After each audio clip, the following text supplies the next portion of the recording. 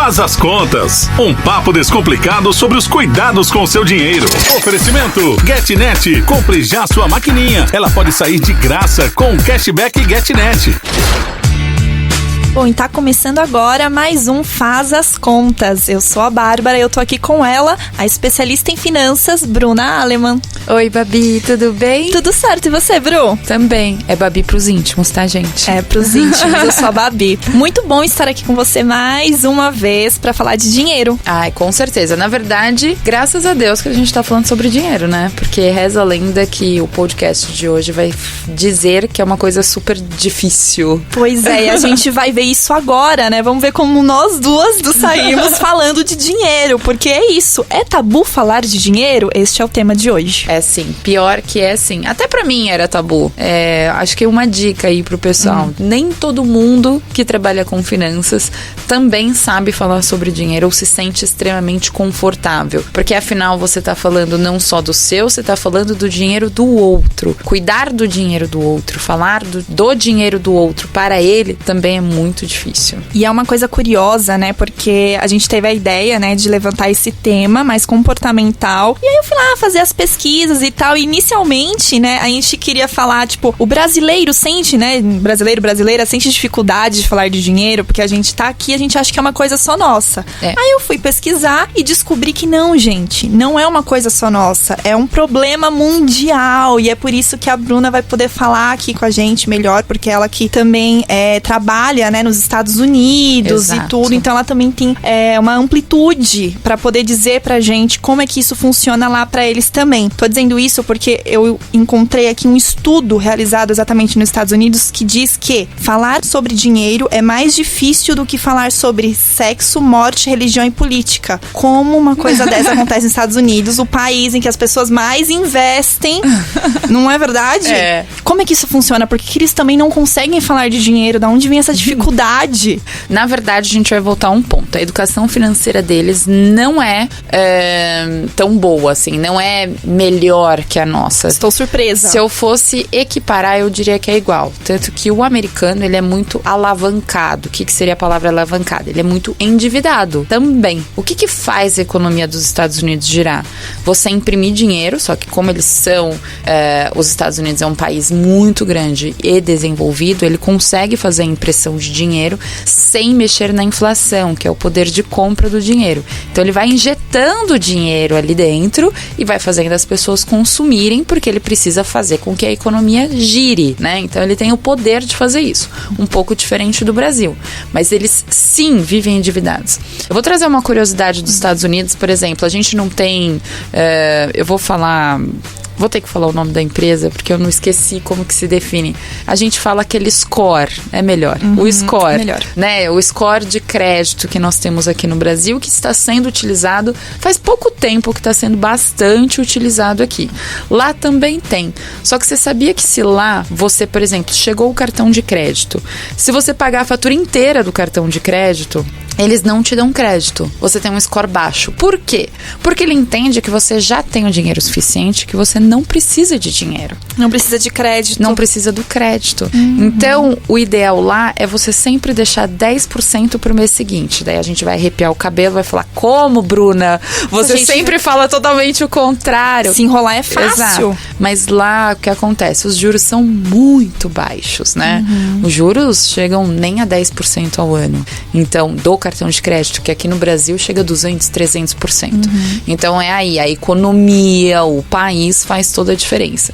Então lá eles incentivam muito, mas ao mesmo tempo que eles incentivam, eles dão o suporte, juros baixos, as pessoas não se endividam, o número não vira, o 10 não vira 100 mil da noite pro dia, igual o cartão de crédito aqui no Brasil, mas eles não têm essa boa educação. Qual que é o ponto da boa educação financeira deles? Eles conhecem sobre produtos de investimento.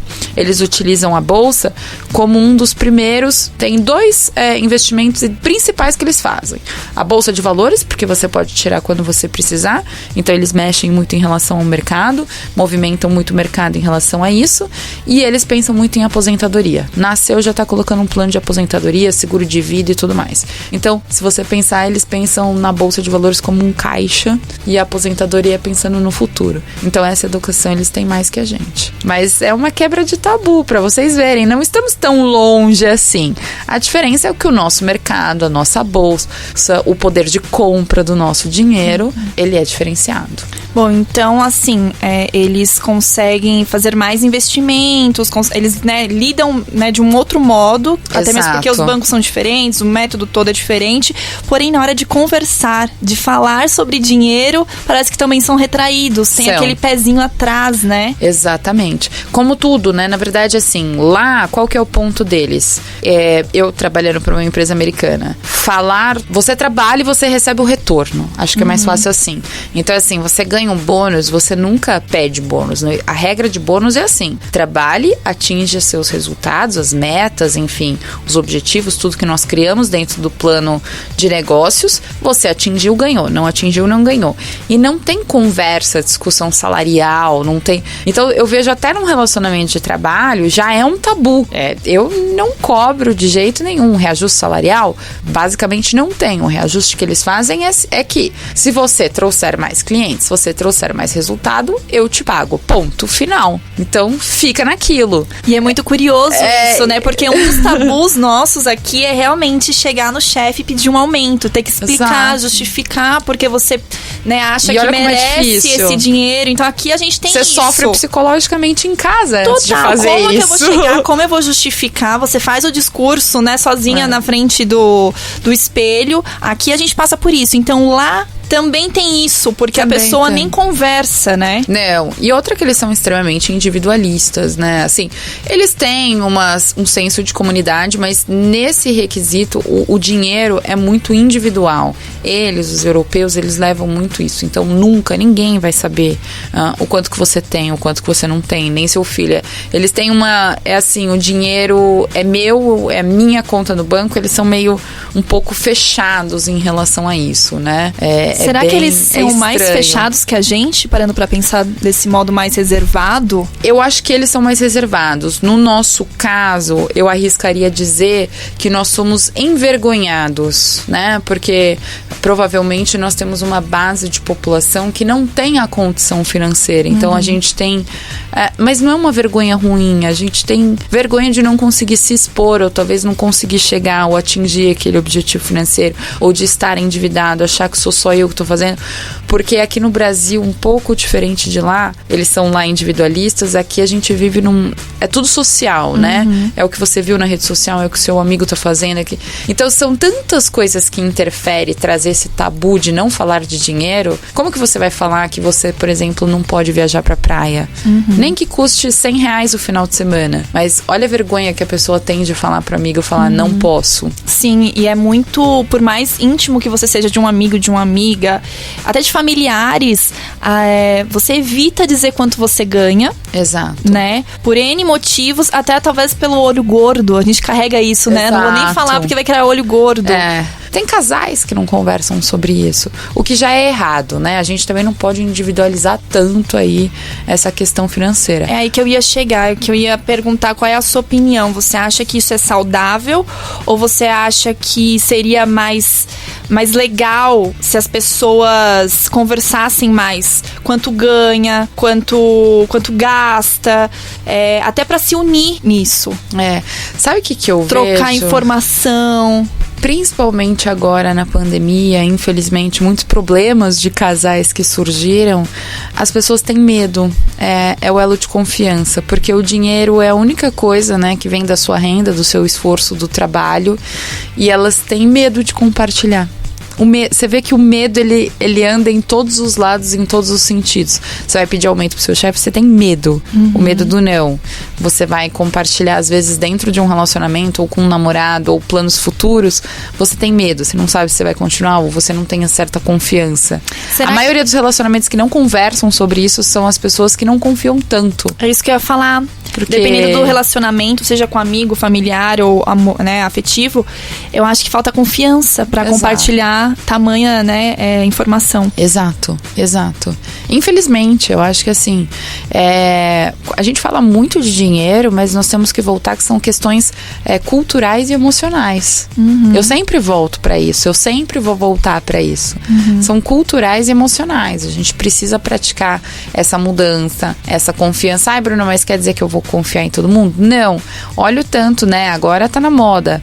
Clonar o WhatsApp, pedir dinheiro pra família, sequestrar via Pix. É tão complicado que, assim, uma coisa que já é tabu, as pessoas falam, como que eu vou falar pra alguém se eu não confio 100% nele, vai saber se acontece alguma coisa, e infelizmente chega 2, 3 dias, você vê no jornal e realmente essas histórias malucas que a gente acha que elas realmente acontecem. Então elas se fecham como se fosse uma conchinha e é aquilo. Mas se você não conseguir assim, também não tem problema, você não precisa compartilhar com todo mundo, mas faça o seu planejamento, porque o medo ele toma uma conta que você também não faz nem pra você mesma, né? A pessoa, ela se fecha naquela concha e fala, vou guardar aqui, que também não resolve. Se ela não confiar em pelo menos uma pessoa, ou se você não tiver uma pessoa pra confiar, faça 10 cursos que seja. Veja várias visões diferentes. Vá atrás daquilo, porque só você vai poder fazer isso. Ninguém vai poder fazer por você. E ainda entrando no tabu, mas pro comportamental, as pessoas também se sentem sem graça de perguntar quanto custou. Exato. Até isso, né? E aí tem gente que fala na boa, custou tal, comprei em tal lugar. E tem gente que já fica, nossa, me perguntou quanto custou. E já começa a criar coisa. Por que essa pessoa perguntou isso? Exato. Será que quer saber quanto eu gasto nas coisas ou simplesmente se interessou? Exato. E a gente cria essas coisas na nossa cabeça, se incomoda com um simples quanto custou. Pessoal, vamos tirar essa geração mimimi de falar de dinheiro, pelo amor de Deus. Tá muito mimi. Ai, porque é isso. Ai, porque fulano perguntou. Ai, porque fulano... Eu aprendi uma frase muito bacana. Mesmo quando alguns amigos me chamam alguma coisa, eu tenho com meu marido as nossas prioridades financeiras, o que a gente quer fazer e os nossos planos e objetivos.